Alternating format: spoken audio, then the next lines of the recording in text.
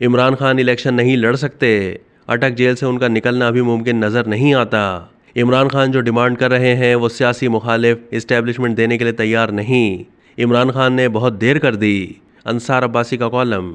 रोज़नामा जंग के कॉलम निगार और सीनियर सहाफ़ी अंसार अब्बासी अपने कॉलम में लिखते हैं कि इमरान खान ने बहुत देर कर दी। चेयरमैन तहरीक इंसाफ से अटक जेल में मुलाकात करने वाली उनकी लीगल टीम के एक अहम मेंबर ने मीडिया से बातचीत करते हुए कहा है कि इमरान खान का ये पैगाम है कि वो तमाम सियासी जमातों और इदारों के साथ बातचीत करने के लिए तैयार हैं। इमरान खान ने किसी भी किस्म की डील की तरदीद की और ये भी कहा कि वो अपने रस्ते से नहीं हटेंगे। दूसरी तरफ निगरान वज़ीर आज़म अनवारुल हक काकड़ ने कहा है कि 9 मई को जो हुआ वो बगावत थी और इसका हदफ मौजूदा आर्मी चीफ और उनकी टीम थी।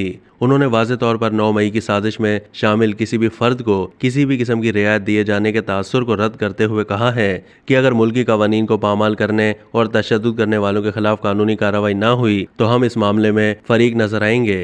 निगरान वज़ीर आज़म का यह बयान इमरान खान और तहरीक इंसाफ के लिए पैगाम है कि ना हुकूमत ना फ़ौज 9 मई को भूले हैं और ना ही भूलेंगे।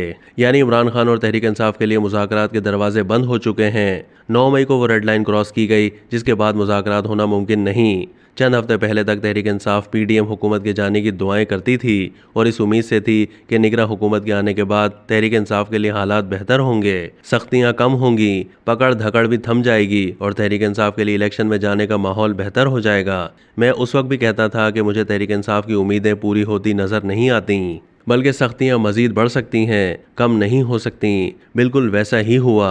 तहरीक इंसाफ और उसके रहनुमा 9 मई के वाक़यात की संगीनी को समझने के लिए तैयार नहीं हैं। वो समझते थे कि चंद हफ्तों या महीनों में इदारा और लोग इस वाक़ये को भूल जाएंगे और यह भी कि तहरीक इंसाफ की मकबूलियत की वजह से इमरान खान को माइनस करना मुमकिन नहीं होगा। लेकिन सब कुछ इसके बरक्स हो रहा है जैसा पीटीआई सोच रही थी। इमरान खान जेल में है, तोशा खाना केस की सज़ा तो कलअदम हो चुकी है लेकिन वो इलेक्शन नहीं लड़ सकते। इस केस में जमानत मिल गई लेकिन अटक जेल से उनका निकलना अभी मुमकिन नजर नहीं आता। साइफर केस में भी उन्हें चंद महीने में कोई बड़ी सज़ा मिल सकती है। 9 मई के अलावा कुछ और मुकदमात भी खान साहब का पीछा कर रहे हैं। ऐसे में ना कोई सियासी जमात इमरान खान से बातचीत करेगी, ना ही हुकूमत और इदारे मुज़ाकरात के लिए तैयार होंगे। काश इमरान खान ने माजी में अपने सियासी मुखालफिन से बातचीत की होती, उनसे हाथ मिलाने से इनकारी ना हुए होते।